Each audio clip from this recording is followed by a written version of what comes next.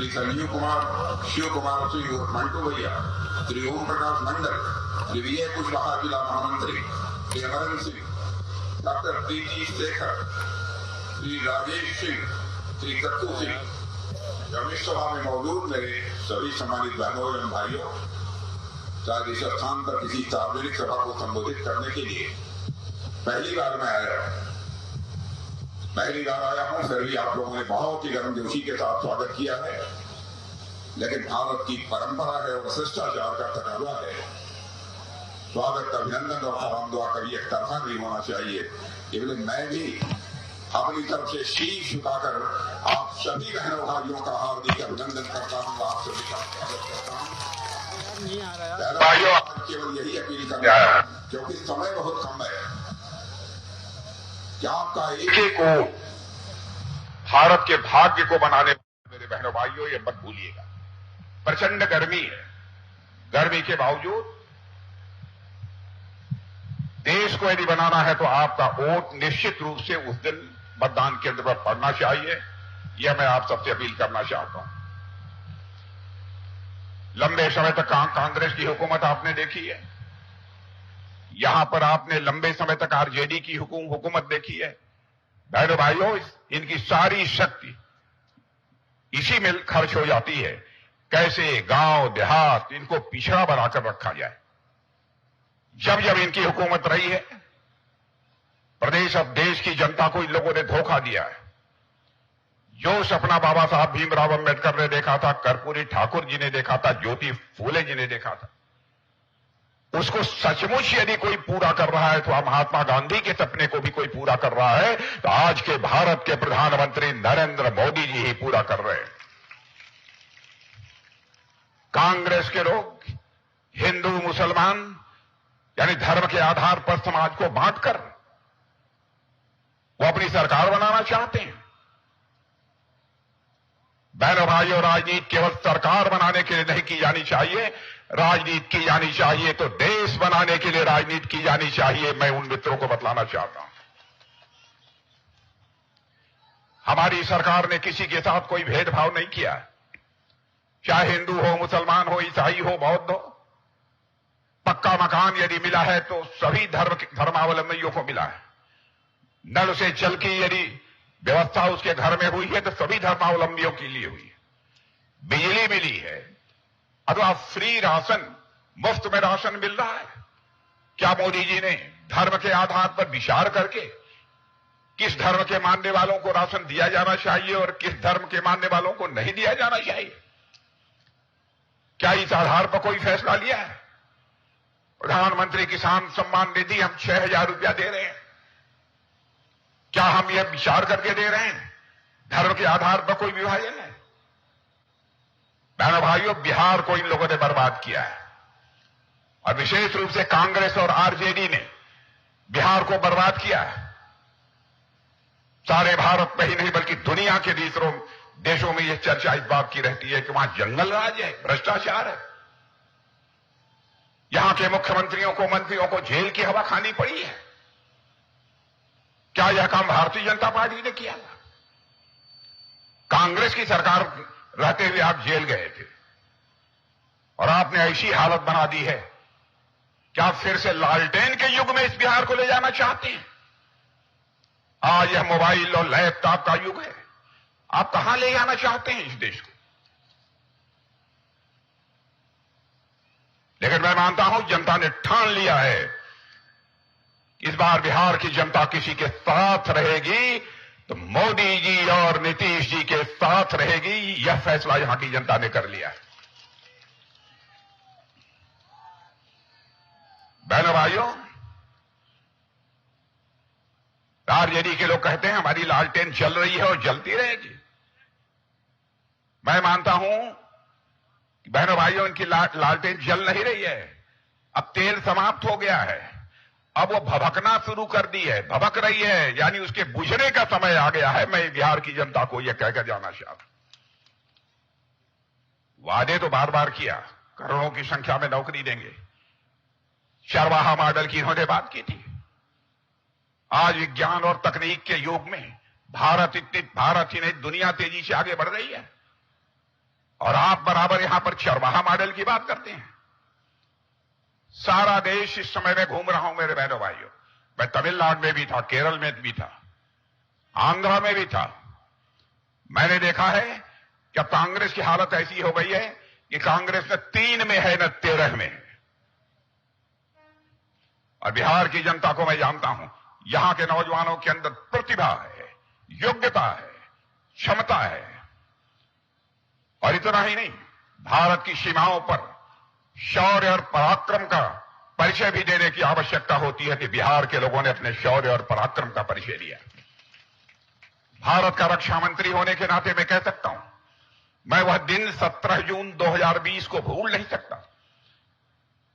Bihar regiment के हमारे बहादुर जवानों ने भारत चीन सीमा पर गलवान में अपने जिस शौर्य और पराक्रम का परिचय दिया था मेरे बहनों भाइयों, हमारे दुश्मनों के छक्के छुड़ा दिए थे बिहार रेजिमेंट के नौजवानों ने। लेकिन ये लोग बिहार को गरीब रखकर खुद करोड़पति बनते जा रहे हैं। मैं चाहता हूं अब बिहार के नौजवानों को यह बात समझ में आनी चाहिए, ये लोग राजनीति करते हैं तो केवल परिवार के लिए राजनीति करते हैं, देश बनाने के लिए राजनीति नहीं करते हैं। इसके पहले की भी सरकारों को आपने देखा है इस देश में काम करते हुए। कांग्रेस की सरकारें, उनको भी देखा है। पढ़े लिखे लोगों को इस बात की जानकारी होगी। 2014 में जब हम लोगों की सरकार बनी थी, मोदी जी भारत के प्रधानमंत्री बने थे, उस समय हमारा भारत दुनिया में धन दौलत के मामले में, यानी इकोनॉमी की साइज, अर्थव्यवस्था के आकार के मामले में दुनिया में 11वें स्थान पर खड़ा था। क्या बहनों भाइयों, आपको इस बात पर गौरव की अनुभूति नहीं होती? 2014 में जब कांग्रेस की रिजिम समाप्त हुई थी, उस समय हमारा भारत अर्थव्यवस्था के आकार यानी धन दौलत के मामले में दुनिया में 11वें स्थान पर खड़ा था। आज हमारा भारत 7 वर्षों के अंदर ही जंप लेकर दुनिया के 5 देशों में आकर खड़ा हो गया है। सारे विश्व के अर्थशास्त्री अब यह दावा कर रहे हैं कि विश्व में सर्वाधिक तेजी से आगे बढ़ने वाली अर्थव्यवस्था यदि किसी देश की है कि भारत की है।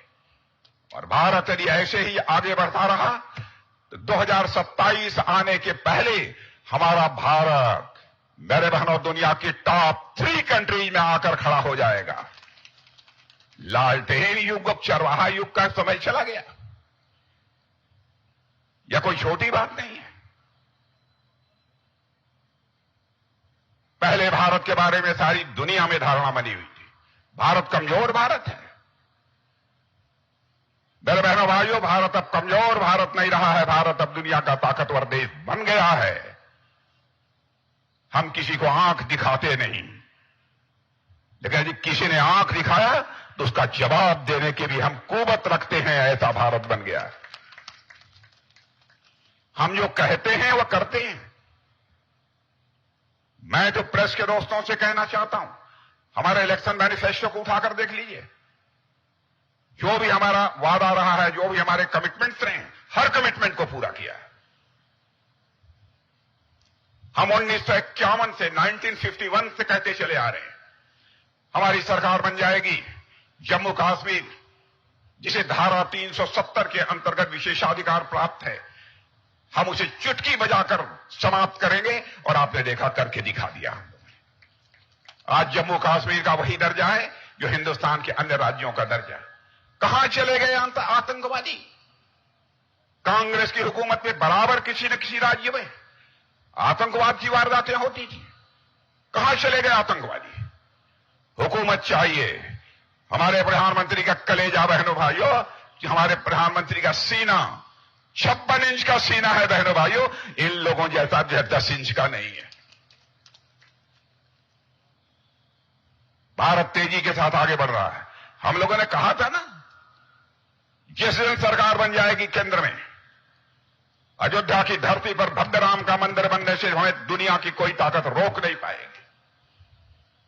और जब हम नारे लगाते थे, रामलला हम आएंगे, मंदिर यहीं बनाएंगे, तो लोग ये कहते थे लेकिन तारीख नहीं बताएंगे। ये हम लोगों पर कटाक्ष करते थे।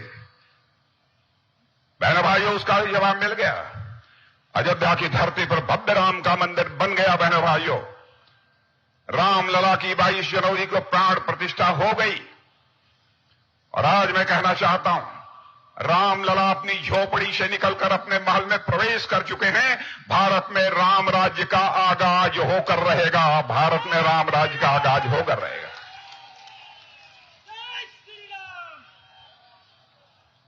3 तलाक को कहा था हमने समाप्त करेंगे। लोग कहते हैं दूसरे मजहब के मामलों में आप कैसे हस्तक्षेप कर सकते हैं। मैं 2 टूक शब्दों में कहना चाहता हूं, मां, बहन, बेटी, नारी शक्ति, चाहे किसी धर्म, जाति अथवा मजहब की मानने वाली क्यों न हो, बहन भाइयों, हम लोगों के लिए वह मां है, बेटी है, बहन है। यानी उसके साथ कोई जुल्म होगा, सरकार बने या न बने, हम उस जुल्म के खिलाफ लड़ेंगे। उस जुल्म से माता, बहन और भाई को निकालने की कोशिश, बहन को निकालने की कोशिश करेंगे, चाहे वह किसी धर्म की मानने वाली क्यों न हो। कहां का इंसाफ था कि 3 बार तलाक तलाक तलाक बोलकर आप उसकी छुट्टी कर दीजिए। कौन इसकी इजाजत देगा? अब कोई करके दिखाए। हम राजनीति करते हैं बहनों भाइयों, तो देश बनाने के लिए राजनीति करते हैं। भारत का मस्तक ऊंचा हुआ है दुनिया में। अंतर्राष्ट्रीय मंचों पर भारत पहले कुछ बोलता था तो दुनिया हमारी बातों को सुनती नहीं थी। आज यदि अंतर्राष्ट्रीय मंचों पर भारत कुछ बोलता है, दुनिया कान खोलकर सुनती है भारत बोल क्या रहा है। यह भारत की हैसियत बनी है। इसलिए मैं आप सबसे अपील करने आया हूं कि बहनों भाइयों, जो भी हमारे एनडीए के प्रत्याशी हैं, चाहे भारतीय जनता पार्टी, जेडीयू के जो भी प्रत्याशी हैं, उन प्रत्याशियों के पक्ष में आपका मत जाना चाहिए। जेडीयू का चुनाव चिन्ह तीर है। बहनों भाइयों, तीर का निशाना खाली नहीं जाना चाहिए। यही मैं आप सबसे अपील करने के लिए आया। हम भारत को एक विकसित भारत बनाना चाहते हैं। दुनिया के 3 देशों में तो 2027 को ही आकर खड़े हो जाएंगे। 2047 तक भारत को हम डेवलप्ड कंट्री बनाकर छोड़ेंगे। हम हिंदू, मुसलमान इस आधार पर राजनीति करने वाले लोग नहीं हैं। हम इंसाफ और इंसानियत के आधार पर राजनीति करने वाले लोग। अब इन लोगों ने नया सगुफा छोड़ दिया कि हम अब संपत्तियों का सर्वे कराएंगे। निकलना, संपत्तियों का सर्वे कराएंगे। काहे का सर्वे कराएंगे? ईडी, सीबीआई जब पूछती है तो अपने संपत्ति के बारे में आप बताते नहीं हो। इक्वल डिस्ट्रीब्यूशन करना चाहते हैं, बराबर का बंटवारा करना चाहते हैं, इसलिए सर्वे कराएंगे। मत भूलना बहनों भाइयों, हमारे देश के प्रधानमंत्री रहे हैं डॉक्टर मनमोहन सिंह जी, मैं बहुत सम्मान करता हूं।